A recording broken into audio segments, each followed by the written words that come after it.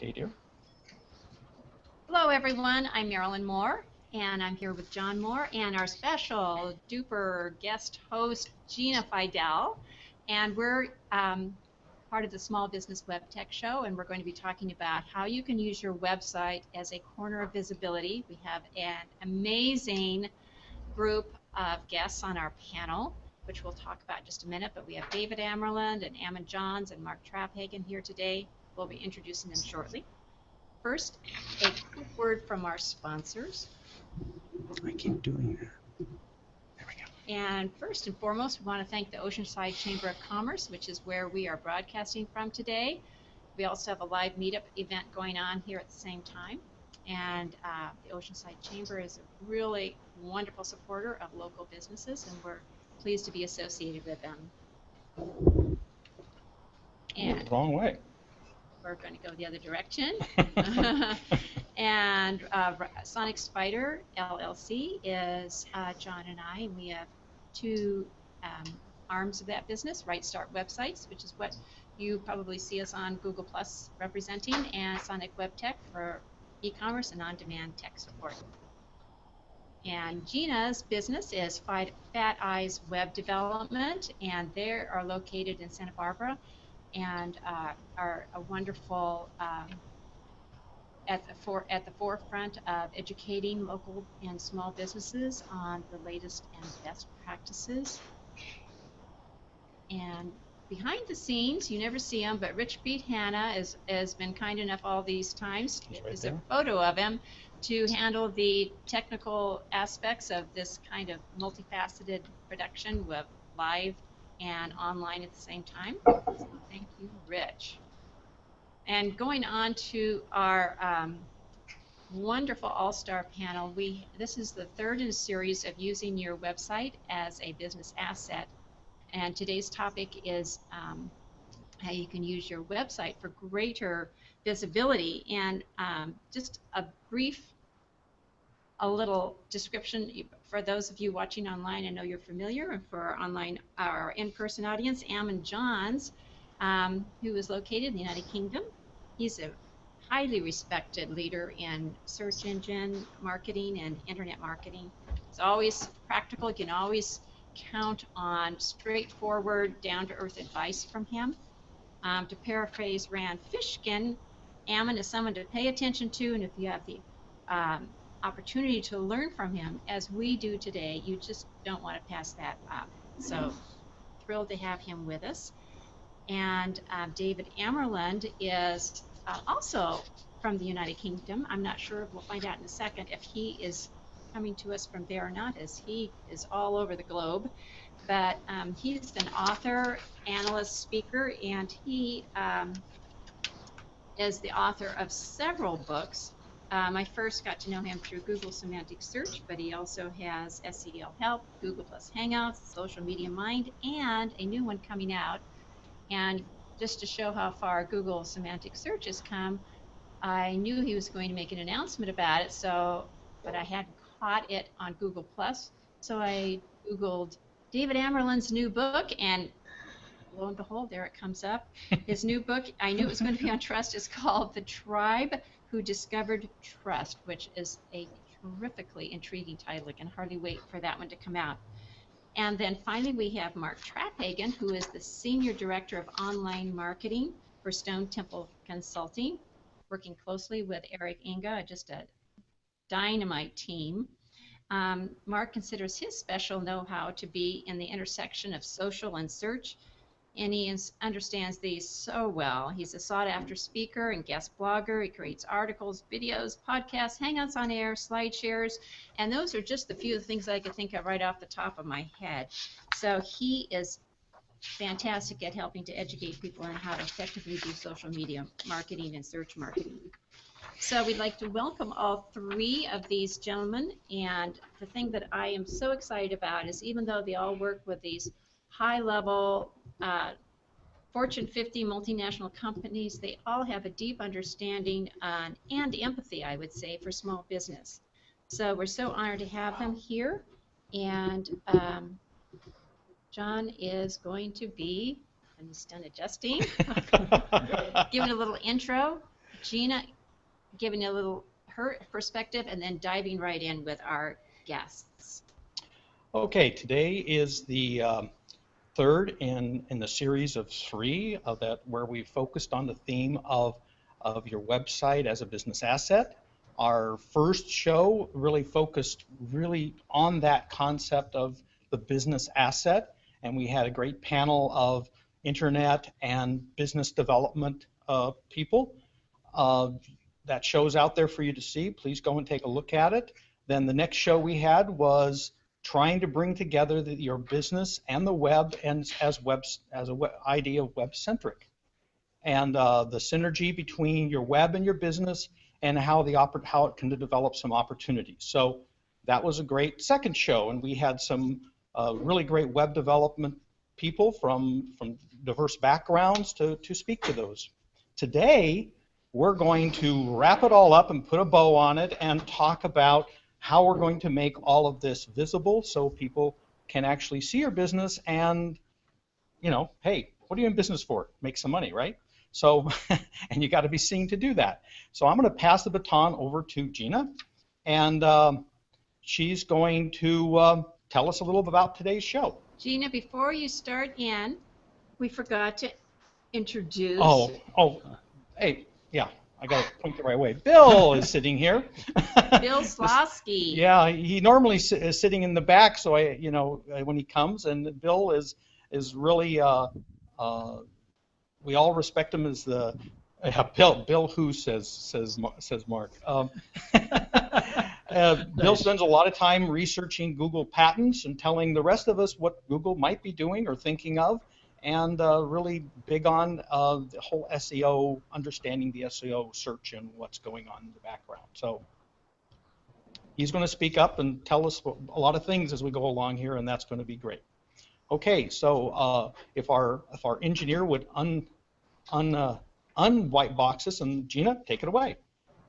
Hey everybody, I'm really glad to be here. This is going to prove to be a very lively show, I think, if the way we're getting started has any indication. So today we're going to be talking about the last critical piece in this puzzle that we've been putting together for the last couple of shows. And I just want to emphasize that it's a continuous cycling flow of all of the parts into each other and out again.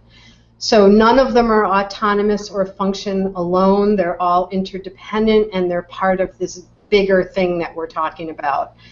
And I would also just like to add that when we talk about visibility, we're really talking about conscious visibility. We want to be aware of what we're creating and how people are seeing us, how we're being perceived and understood. And we have a really active role in that. So we want to be really mindful and strategic about how we are creating a greater, wider visibility for our business. And think about, what do you want to be known for? So here we go. Today we're going to take a look at the ways we can increase our visibility for our small business. Okay, thanks.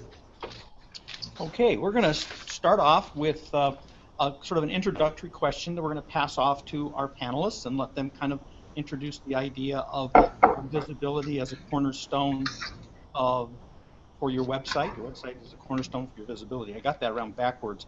And so we're going to start in kind of a reverse alphabetical order here on last names, because I can never decide who to do first when you've got a panel of like this where everybody should be first and nobody should be last.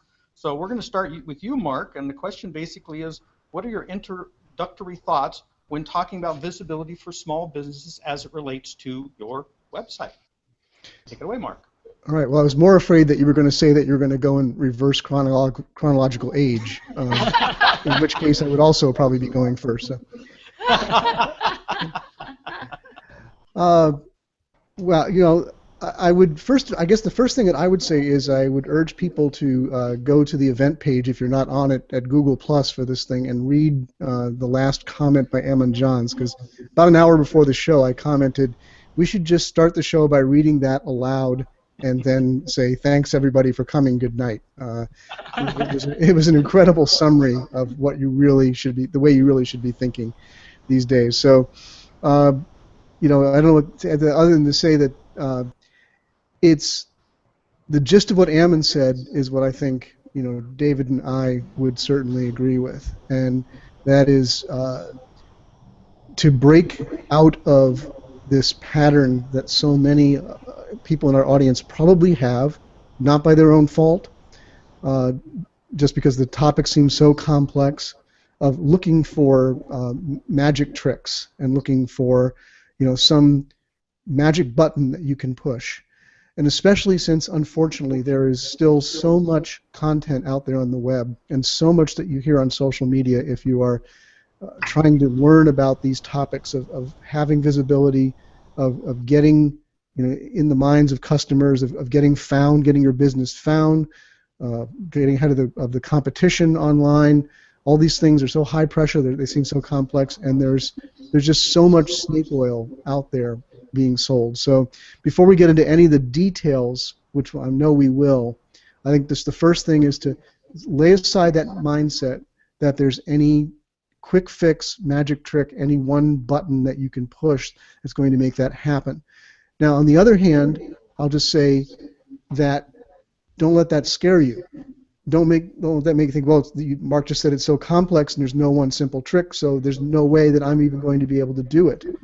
Because the things that you need to do, the things that will work, really are, when we come down to it, once we've shared them with you, they are fairly common sense, and they are fairly really what you, if you're a good business owner, already really know how to do.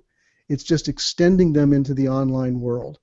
At the risk of oversimplifying, I just want to start out with that introduction just to get a mindset out there. And I'll stop there and let my fellow panelists fill in more. Okay, Ammon, let's give your take. And well, you can go ahead and read that whole thing if you want. In some ways, I preferred the story of the town. But those comments are there. Catch them later. What I think is so important to realise is, look, visibility is easy. You want internet fame, you want everyone to know about you, it's really simple. Go and pay to shoot a lion and have your picture taken and post it to social media.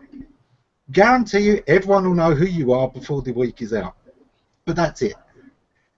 We want to be known for the right things. And the only way to be known for the right things is to do the right things often and to be seen doing them.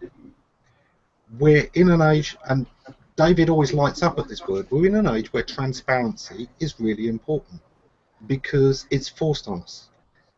Our customers have as much publishing power as we do. And no matter how much money we have, that's still true. The internet has enabled everybody to have a voice. Now, the downside of that is that the internet has allowed everybody to have a voice. The people who don't like you have the same voice you do.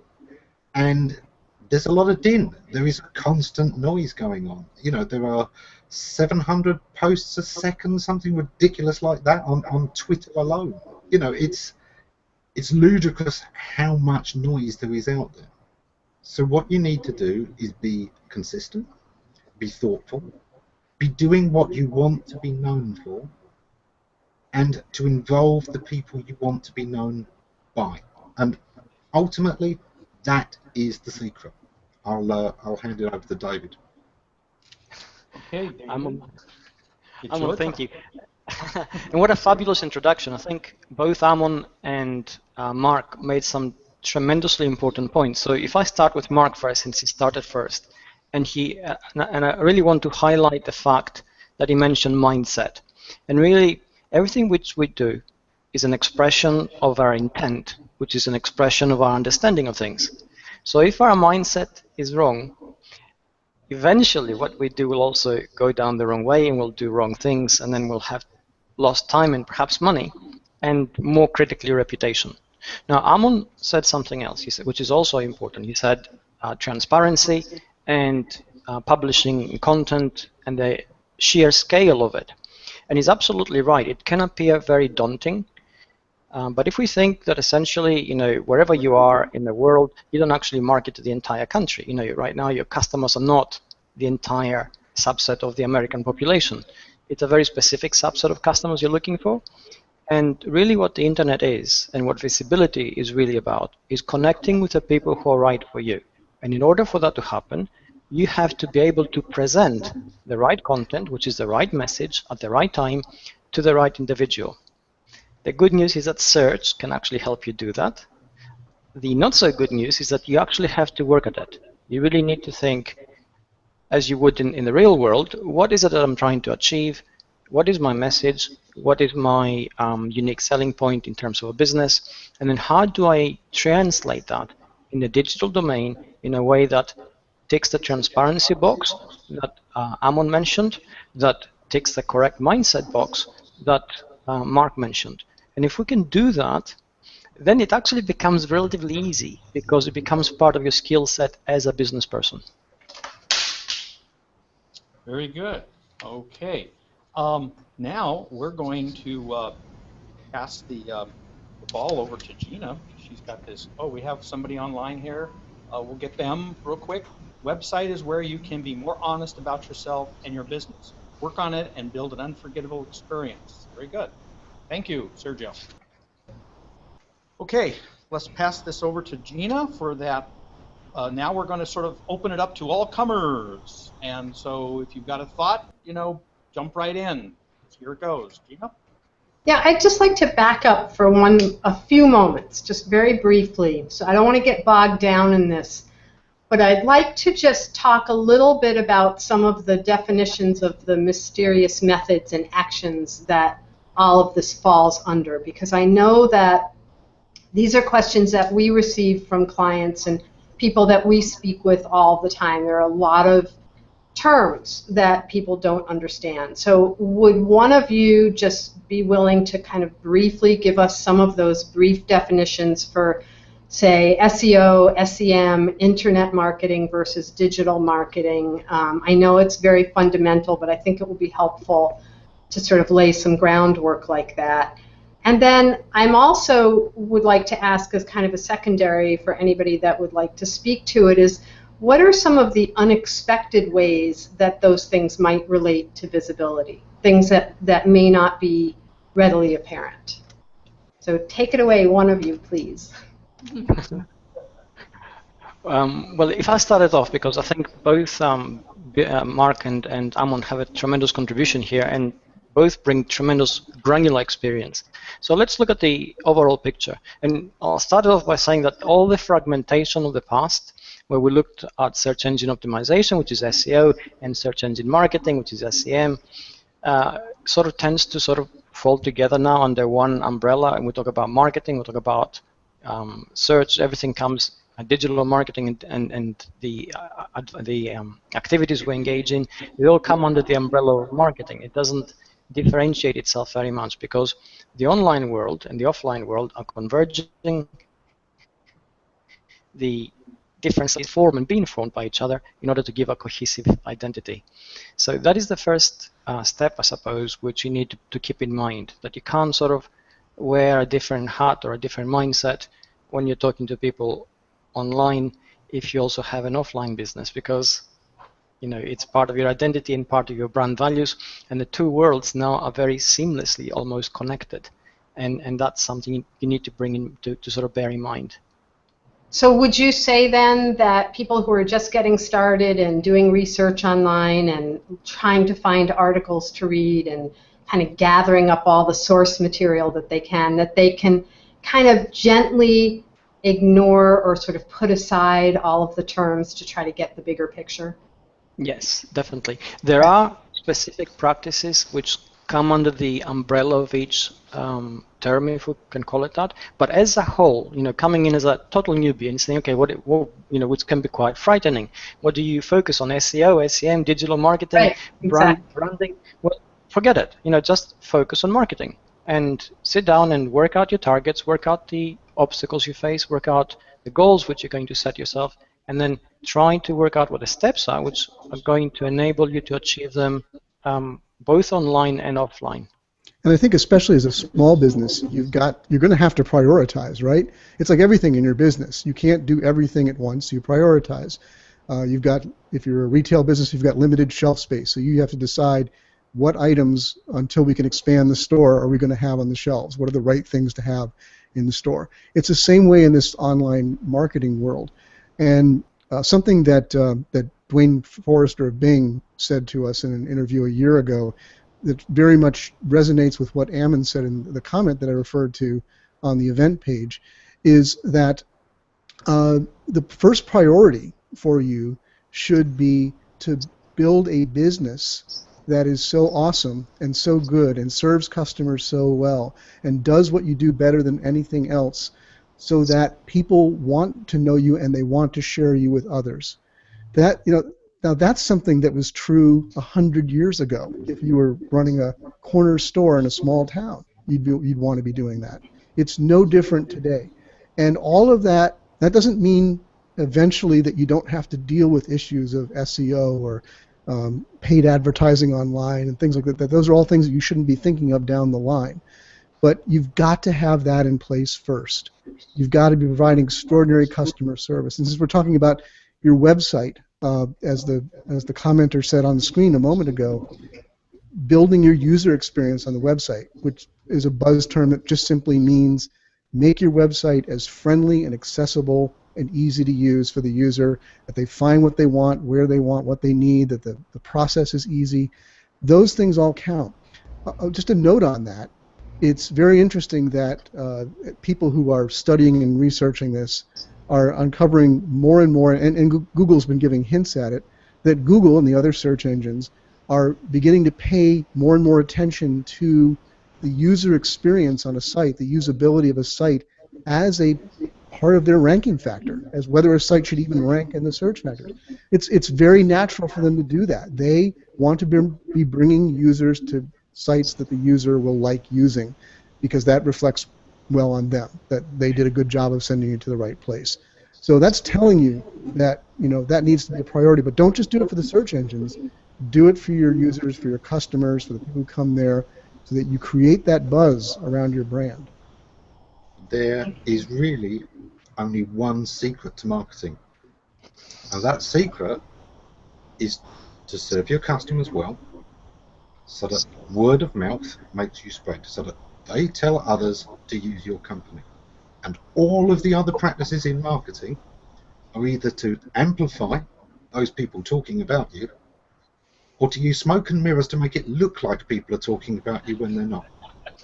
All of marketing and advertising is really coming down to either amplifying word of mouth or faking word of mouth. That television ad that gets everyone talking, it's to get them talking about your company, because then people go, oh, I've heard lots of people talk about that company, they must be good. You're faking word of mouth. It doesn't matter if you never mentioned what your company actually does, just the fact that they've heard lots of people mention your company's brand means you must be trusted, or surely they'd have said something bad about you. So at the end of the day, word of mouth is the one thing you are always focusing on. It's just how you then amplify that, how you leverage that, or how you maybe downplay some of the negatives of that. I'd like to build on that. Part of the title of this Hangout meetup is visibility, but I think listening and being social is a big part of today's world on the internet. When I go to work, I sit with the desk in front of me, a desktop computer, and my phone's off to the side, and my tablet's off to the side, and they make noise all day. They make all kinds of notifications and buzzes and beeps and whistles. And I like that sound. That means that something I've done has captured people's attention and has gotten them talking. And I'll turn to my phone and see what the noise is about, and maybe participate in a conversation with somebody. And I think that helps my business. That, Mark was talking about people doing research to find out some of the changes going on at the search engines. That's part of what I try to do every day by looking at patents from the search engines, writing blog posts about them, and sharing those on Twitter and Google Plus and other places. And it's nice when I hear all that noise coming from my side. Great. Yeah. Lee has a comment. Your customers spend cash with you. Search engines don't. Right for humans, not for bots. And then I thought there was one below that. Rich, you scan up. Yeah, I saw it from. Good question. Maybe too many people have paused on the applause meter. Yeah, which is good. Okay. Anyway, Rich, see if you can find that one. There was a question down below and bring it up. Do you want to read Paula's? Paula's, yes.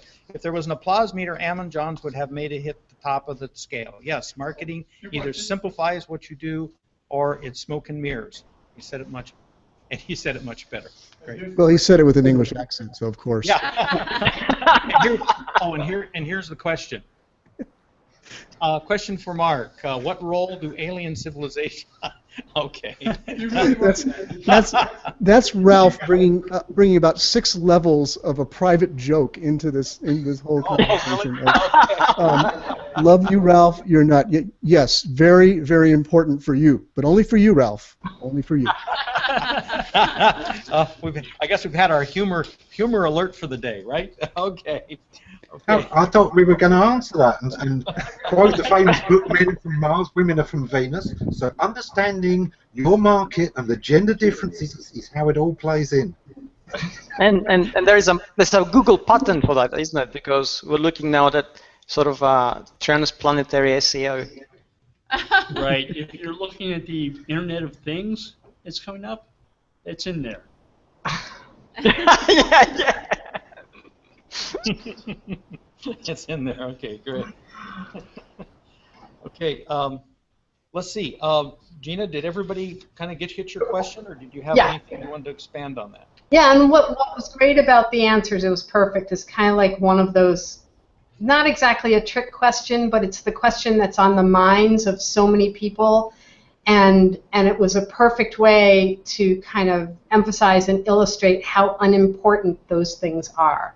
So you each kind of went in the exact direction I was imagining, and I think it's really good to keep driving that point home. You know, we can get really kind of fixated on that stuff, and it can hold us back from actually being able to communicate what our company is about. You know, what we do, why we do it, how we do it, all that stuff about that's kind of the core central stuff of our company gets lost if we focus too much on all of those particulars.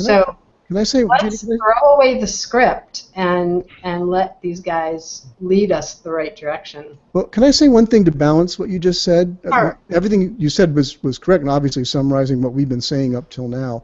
I just want to bring in the balance to that, which is the other things, the more technical things. When you talk about SEO in terms of making sure that your site title tags are correct and that you've got your site structure down so that the Google robots can crawl it correctly, and all those kinds of technical SEO sides of things. When it comes to things like doing some targeted paid social advertising or something like that, all these other things, those exist to support what you just said and what we've been saying here.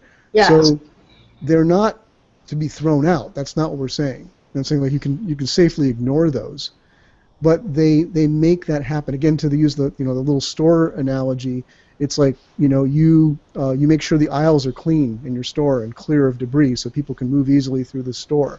You make sure that the signage outside your store is attractive and correct so that people know what you sell and what you're about, and are drawn to come in. All these other things, the technical side of things that we do, more and more there to make that happen or facilitate that, so that all the great stuff you're doing that you just said comes through loud and clear and is not obstructed and can be seen by people out on the web. Yeah, thank you for making that clarification. And I just wrote a blog post about holistic SEO and how to do some of the things you just described. So I'm in absolute agreement of that. But we can sometimes get fixated on what things mean rather than getting into the activity of it. And just putting your hand in and starting kind of one foot in front of the other to do these things that you're talking about, because they are really critical. I agree. Great. I think we have another another person in the audience, a very wise man once told me that my website was the place for evergreen content, and that for everything else there's Google+. So, any thoughts on that? From Todd. From Todd. Yeah, Todd is making a very good point here. We tend to be a little bit fixated on content as a word, which drives our activities, and there's the pressure to create content, which is a little bit of a hangover from the past, where we actually had to create a lot of words in order for Google to see a website.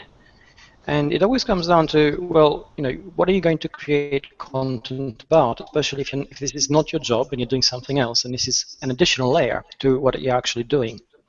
And really, your website should be where you focus on the real value of what your business delivers to the people it serves. So you're answering very specific questions there in depth, which will showcase your expertise and the fact that you are the best possible website for those people to actually have any kind of transaction with.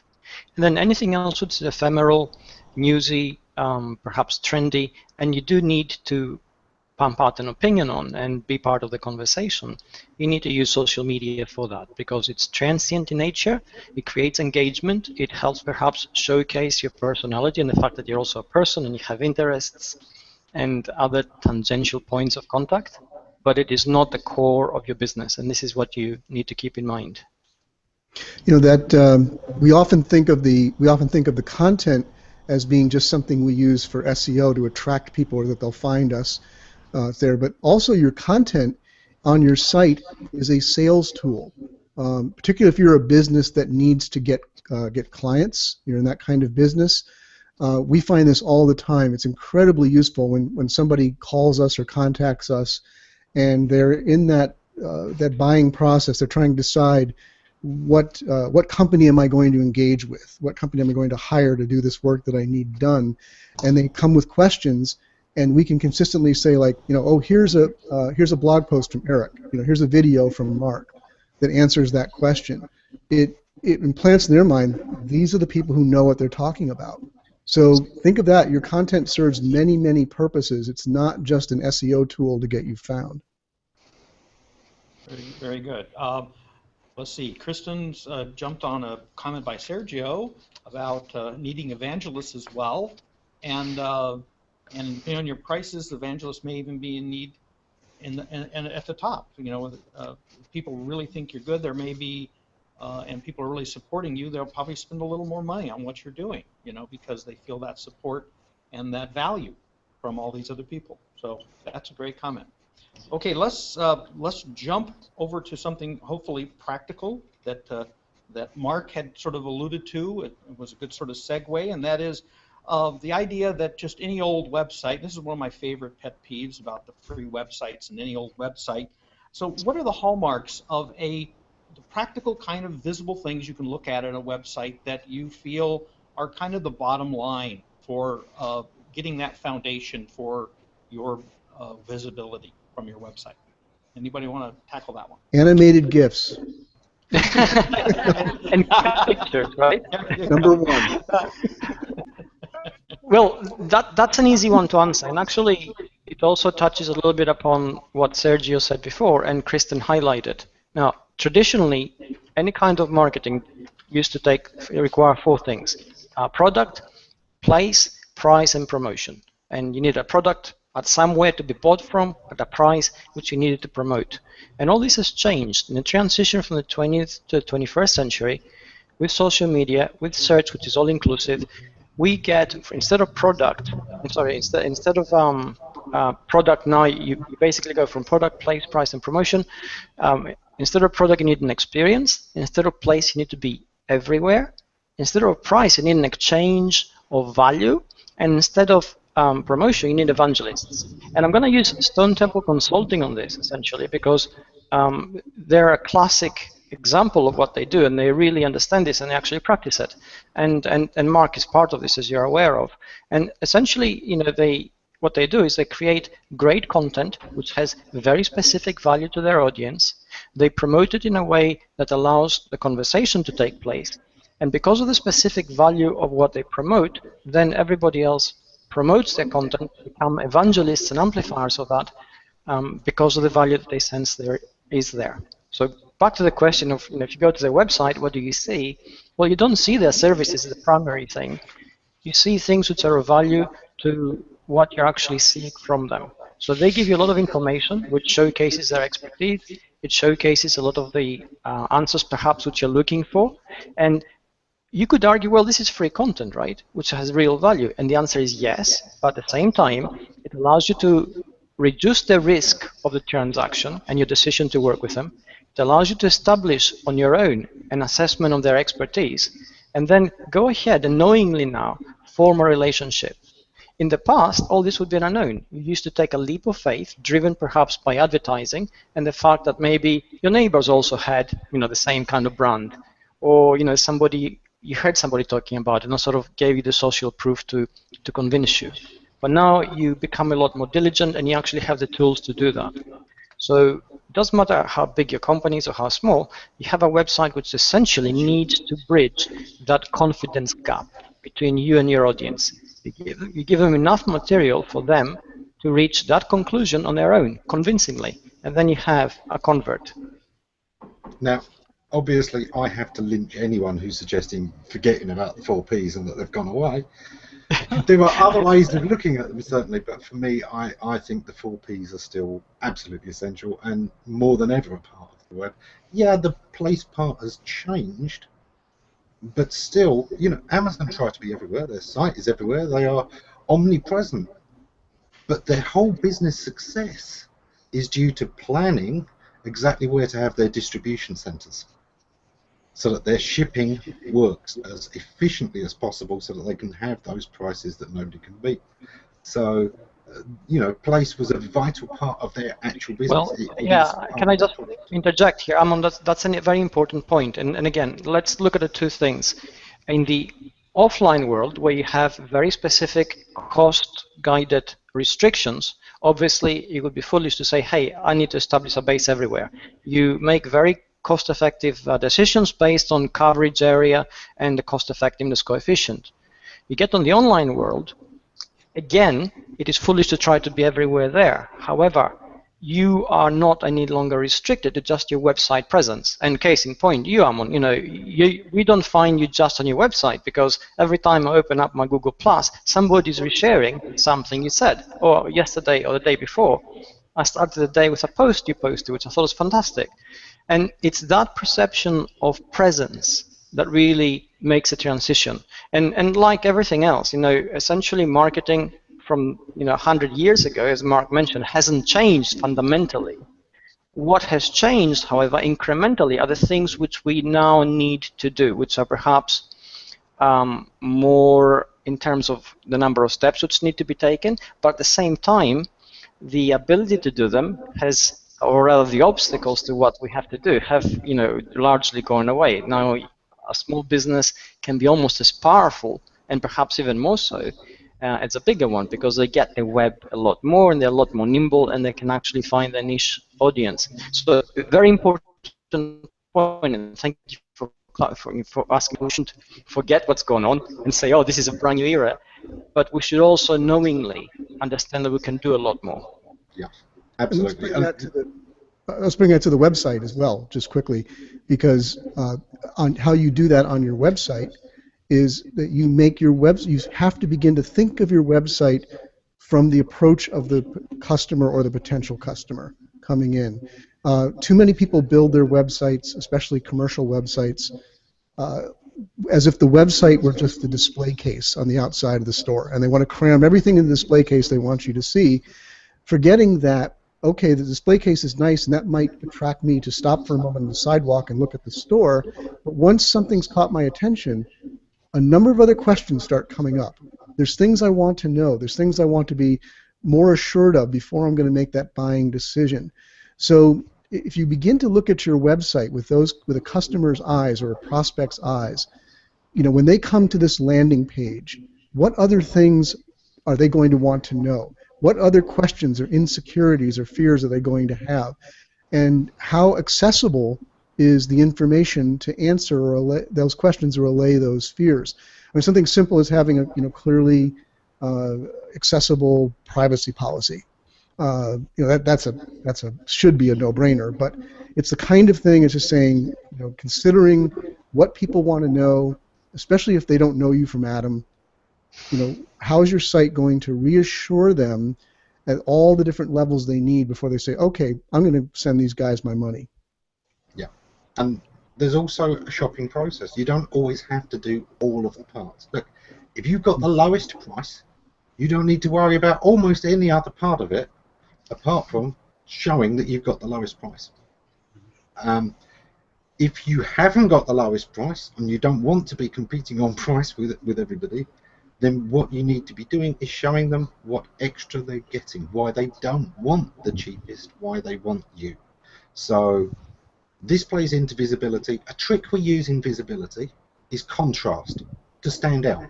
So we talk about a USP, and you'll have heard this in marketing, that you need a unique sales proposition, a unique selling point. This is exactly what it is. This is contrast. This is what makes you stand out from the crowd, which is visibility. Another thing in visibility that I talked about in one of the stories in the comments on the event, size. And it's easy for people to jump on this one straight away. So what I need is higher positions than anybody else in search. Or what I need is more mentions, more social media posts, more followers, more likes. Size isn't always the best. It's quite possible to kind of get drowned out in your own noise. It's the city that gets really big also becomes dirty, filthy, crowded, and maybe covered in smog. It's very difficult to enjoy that city anymore. You don't see it. Look at other things people do to be visible. Let's look at ancient cultures. They build a beacon on a hill. Something inspiring, bright, that draws attention. Now, this can be great content. This can be taking a stand on something. Then that's a great way of being visible from a long way away. Another thing that draws attention is movement. So constant activity in social media is kind of playing to that. It's always being there. It's constantly catching the eye. Then there's the aspect of transparency, that we're always visible because we don't surround ourselves with walls, we don't block ourselves off. The flip side to that is how we might use obscurity deliberately. So we'd highlight some things and maybe hide others. By making positive reviews more visible, we hide some of the negative further down the search results. But there's one thing that beats all of those, and this comes back to that earlier point, to be remembered, because I don't need to be visible if I'm always in the mind's eye. So being top of mind, sticking with somebody and being the first thing they think of is the ultimate form of visibility, because it's always there even when their eyes are shut. I'll let somebody else speak. Okay, and important part of marketing your business is providing wonderful customer service, like Zappos, who are renowned for how they handle customer questions and problems. Learn what questions, place a notepad next to your desk, next to your phone desk. Write down what questions people ask you. Ask yourself, does my website answer this? If it doesn't, think about how you get your website to answer those questions. You'll stand out that way. It can really make a big difference to your site. I just put in the little private chat within the Hangout here something that when Ammon was talking sprang to my mind. It's one of my favorite A.J. Cohn quotes. A.J. wrote a post a couple of years ago, kind of a rant of his on the mantra everybody says, like, you just got to create great content. And what is great content? What does that mean? Nobody knows what makes it great. He said, forget that. Your goal needs to be to create memorable content. And I think we're extending that now beyond just the content into everything we do in our business. As Ammon said, become memorable. On the content side, like, I know a content piece of ours has really succeeded. Not so much if, like, on the day we publish it, it gets a lot of social shares and gets a lot of comments. I mean, that's great. That's wonderful. But if 3 months from now, 5 months, 6 months from now, somebody brings it up and somebody mentions it and links to it from another blog post, I say, that was successful, because that stuck in their mind all this time.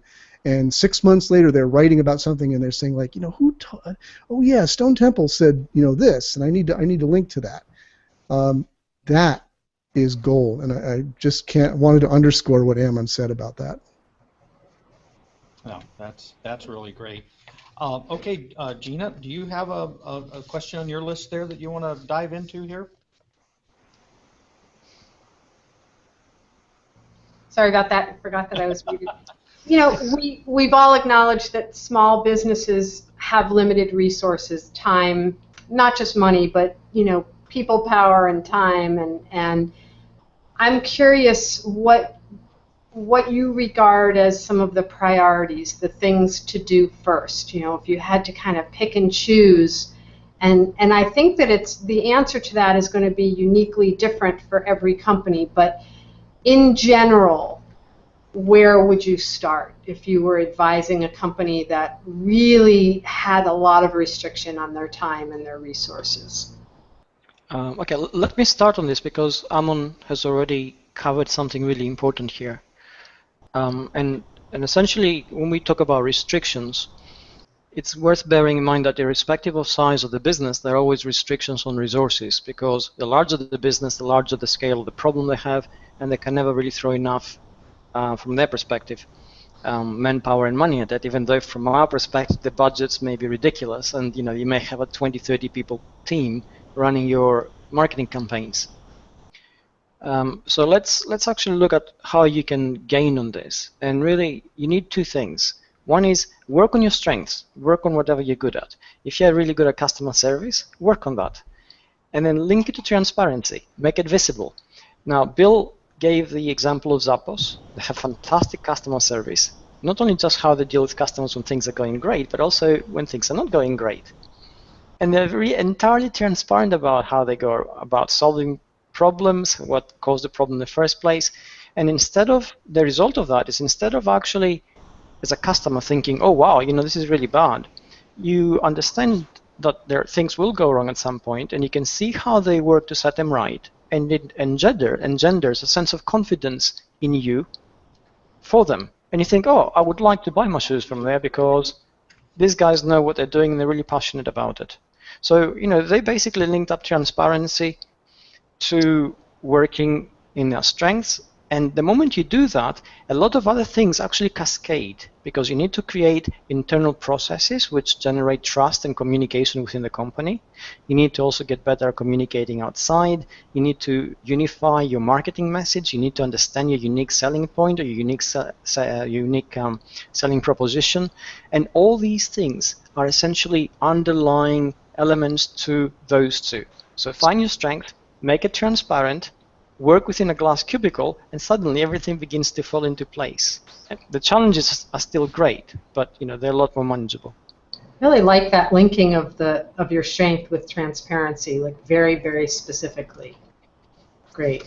Thank you. I think one of the things, and I did put this in the little side chat we've got in the conversation here, there's an old saying, dance with the one that brung you. And to an extent, when you're a small business, this is something to bear in mind. Start with the people who are paying you. Start with your own customers.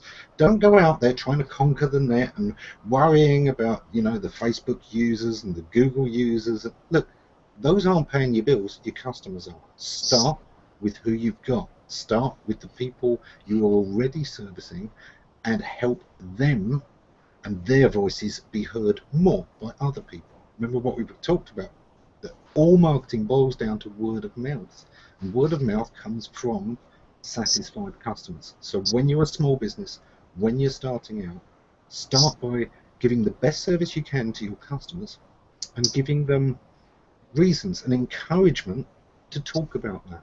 Think about a bonus for referring a new customer, something that they get given, or even if it's just a thank you, let them know. Show in your website or in your business that you love referrals. One of the things when I was starting out, I don't charge a lot, and I said, look, one of the reasons I don't charge that much for what I could be charging is I don't spend a lot of money on advertising. I depend on my customers to do that for me. every satisfied customer refers another couple. And because they knew that up front when I'd explained to them my billing strategy, it was top of their mind that they wanted to refer me, that they wanted other businesses they did deals with, other businesses that they got on with to have the same benefit. So those referrals build up. But it's all about those relationships, setting those expectations and making that happen. And that doesn't cost anything. That is something every small business can do, and that's how you get to be a big business. Yeah, that's really great. You know, it's so much more cost effective to retain customers that you already have than to find new ones and to put the energy into building new relationships. So, yeah. I just want to add a little personal thing that follows up beautifully with what Ammon said is I just finished selling a property that I inherited, had a really, really wonderful experience with the agent. And I told him afterwards, and I said, you know, what can I do for you? I would love to testimonial, whatever. And he said, well, if you could do a little 1-minute video, I would just love that. And I was happy. I'd be delighted. So when you do provide a good, solid experience for your customers, they do want to respond. I was very happy to do that as a way to say thanks for the great job you did. Yeah, that's really great. Okay, now one of the things, and we talk about all the things that we should be doing and all these bigger ideas. Sometimes I've noticed that small businesses shoot themselves in the foot. They're seeing all these things they should do, but they'll turn around and shoot themselves in the foot. So we got a lot of experience around here in this room here. So let's share some of those things that you think small businesses inadvertently do that shoot themselves in the foot. Any thoughts on that? I'll kick off with the most obvious. They follow what they read without thinking, is this my business model? One of the things we see a lot is there are a lot of people on social media telling you what works for them. But there's somebody on social media with 10 gazillion followers. What works for them is what works for somebody who's big on social media with 10 gazillion followers. It may not work for you, especially not with 500 followers. So take what you read and apply it carefully. Bear in mind that other people's experiences are different. Only you know your business. And while you should certainly be open to testing new things, don't put any money into plans that are other people's and built for other people's businesses and other people's models, because they may not translate. I think for me it would be, this is probably similar to what Ammon said or related to it, but it's losing focus and getting into a blame psychology. I think is one of the foot shooting things that I see. An example of this I've seen, there's a guy on Google Plus in a private chat area that I'm a part of, who runs a small business, and everything, all his comments, he's constantly coming in, and all he's saying is, this Google change has just messed me up, or this competitor I think is doing negative SEO. Everything is blaming something negative, something external to what he has any control over. And we do that in life, don't we? I mean, that's our defense mechanism. We automatically want to blame something else. But just as we know, from self-help books in our own lives, it's true for our businesses. You're not going to get better until you begin to take responsibility for the things that you can change. And that's what you're hearing from Ammon and from David. These are the things that you have control over. Your relationships with your customers, the quality of your products, the greatness of your customer service. All these things are things that you can control. And then knowing your identity, knowing your focus, knowing who you are, knowing, and so many businesses, and this particular guy, it's his problem, I think, is that he's never really identified what makes him different from his competitors. What does he stand out on? I couldn't tell you that. And I think that's his biggest problem. He should just take some time off and find that out, figure that out. And if he has something, or he can build something that's unique and different, that's the strength you begin to promote and get out there.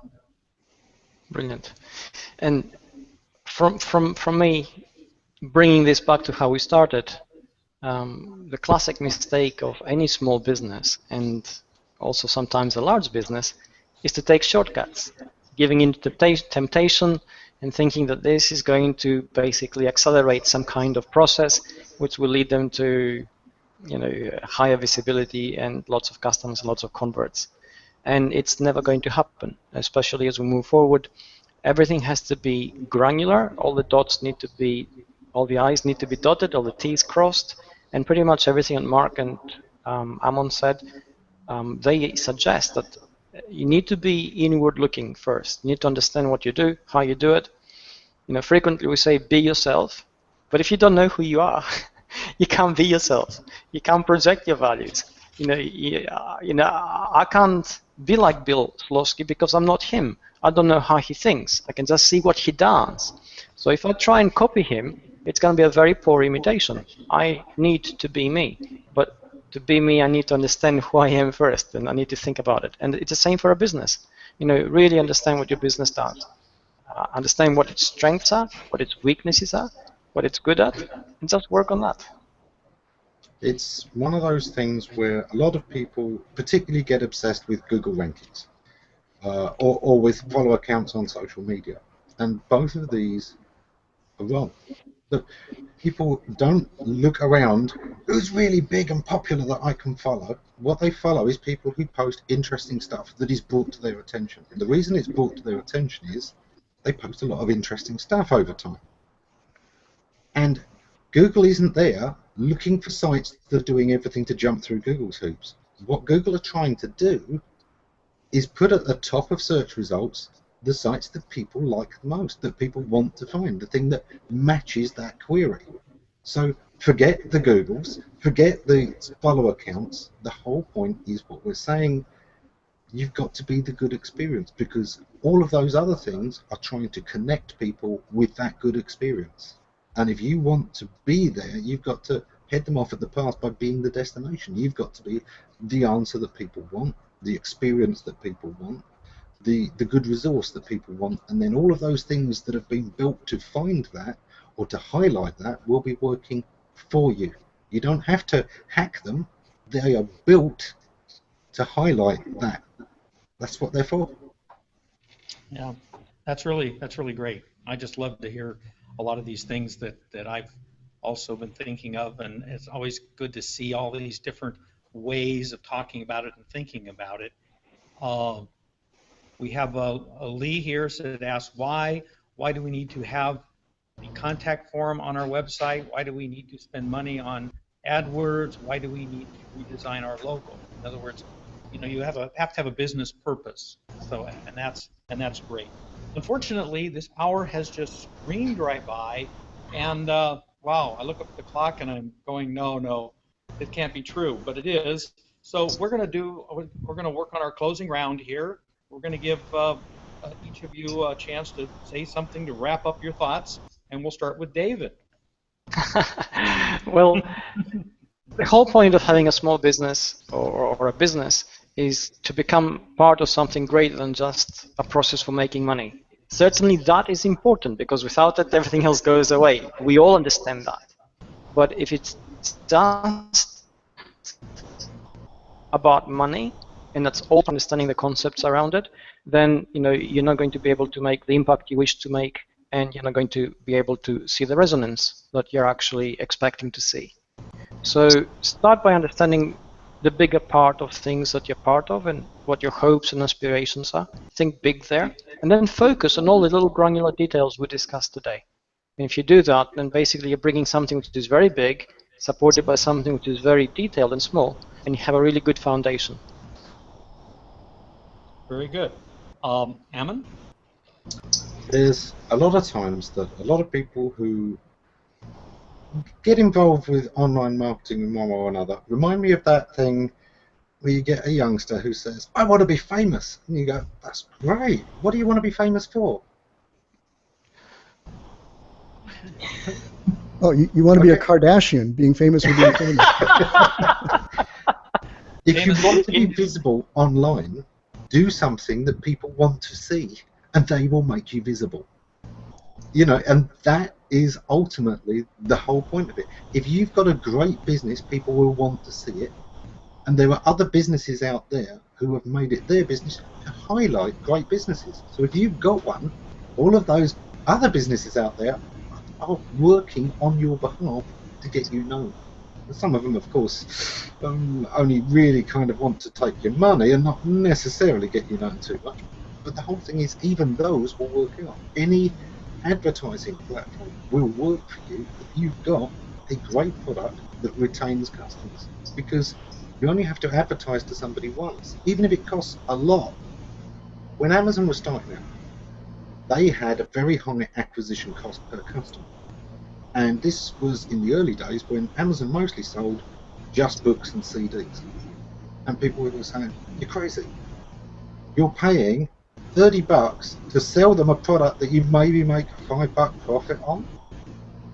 And Amazon were burning through money at such a rate that they were down to their last 1.8 billion. And they had a burn We've all rate been that there. it meant they were going to run out of money in just 9 months. That's how fast they were spending on customer acquisition in terms of their advertising and marketing generally. But they knew something very, very smart. Firstly, they needed volume. They needed volume because part of their business was in negotiating very, very low prices from manufacturers. People sell to Amazon to resell at a price no other retailer gets. Anybody who competes with Amazon will know this. Amazon are able to sell stuff sometimes cheaper than the manufacturer will even supply it to your store. And the second thing was they knew that you only buy a customer once. They weren't having to do this for every sale. Amazon were brilliant at the resale. They were superb at saying people who bought this also bought blah, blah, blah. And with those books in the early days, that list was fantastic. By the time you had bought 2 books, just 2, the recommended reads on Amazon were spot on. Every single one was a book that was spot on for me. Half of them, admittedly, I wasn't going to buy because I already had them on my shelves. They were that well targeted. But the other half, absolutely. And that was what Amazon understood. If you have great customer retention, and those customers are likely to pass your name on to others, suddenly all kinds of advertising, all kinds of promotional activities become financially viable because you retain your customers. And when we look at customer lifetime value, how many referrals those customers do and how many years they stay buying with you are the 2 biggest parts of that equation. Fantastic. Okay. Really, this has been a great show. Dave, yeah. Yeah. Oh, David, yeah. We did, David. Do I get a last word? Mark. Yeah, it's Mark. Didn't get to 3. Yeah, no. It wasn't David. Respect your elders, guys. Yeah. All I want to say is, when your small business is down to its last 1.8 billion, make sure that you. I think I'm just trying to summarize Amon's takeaway. No, great example. Just quickly, the one thing that I would pass on from this whole show is the thing that I find scares small business owners the most about everything we're talking about is just the scalability of it and the size and the time that it takes and all the different facets. So my advice would be to fan the small flames. That's how you scale. Find where the flame is burning, no matter how small it is. If you've got a few people who love what you do, if you've got one thing on your site that's just clicking and working, if you've got one campaign going that seems to be resonating with people, one kind of content that people seem to like to share, whatever it is, find that and just fan that flame. Start to build on that. Concentrate on that for a while. Don't get distracted, as Ammon said, about all the other bells and whistles. But that's how you get to scalability, because fanning those small flames, they start to build, they start to bring in new customers, new clients. The first thing you know, you're able to, one day you're able to hire somebody to start helping you with that online marketing and answering those tweets and whatever it might be. That's how you get to scale. Very good. Okay, now, Gina, do you have any little quick closing thoughts? Or? Yeah, just briefly, I think it's important to be realistic with your resources, but not self-limiting. And don't shy away from the things you've never tried before or that you might be afraid of. There are always people out there to support you and to help you to learn what you're eager to find out about and give a try to. So being realistic without being self-limiting, I think, is very important when you're kind of stepping into all of this. Very good. Bill? Okay, I lived in a town that was filled with antique shops, and sometimes you question, how do they all stay in business? Then you walked into one, and in the foyer, there was a map of all the other antique shops. They were telling you where each other was. They were supporting each other. If you were looking for something, and they didn't have something in that antique shop, they would tell you which ones you could find it in. So you don't have to do things alone. Find people who support you. Find groups like this meetup group, this Hangout on Air, people who want to help in some way, and have them help you and help them. Mm-hmm. And when we support each other, we all go that much further. Yeah, I think that's great. That's kind of been my philosophy too, which is why we're doing this, and I've been so eager to do this sort of thing. This is really great. Okay, I'm going to pass it over to Marilyn, who's going to give us some closing remarks on our whole show and everything that we're doing. Well, Bill, your comment is just perfect about working together and supporting each other, because that is what we've been trying to do, and the purpose of the Small Business Web Tech Show. And this, even though it has been a wonderful run, this is going to be our final episode of the this series, but we hope to continue on in some fashion. We're taking a few months off to be working and thinking of what comes next. We've been so pleased to collaborate with Gina Fidel and hope to be able to continue that in some fashion further down the road. But we want to thank our just amazing guests today. We've had 16 guests in all on our show, and they've all just been remarkable and memorable, I would say. So we're just so appreciative of them and our audiences, both in person and online. They've been so supportive and great engagers.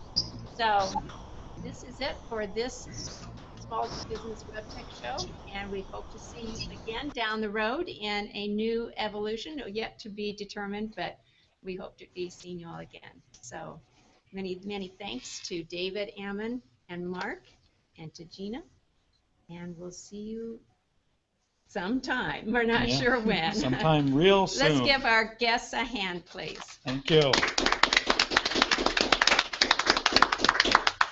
And goodbye. Bye-bye. See you later. Take care.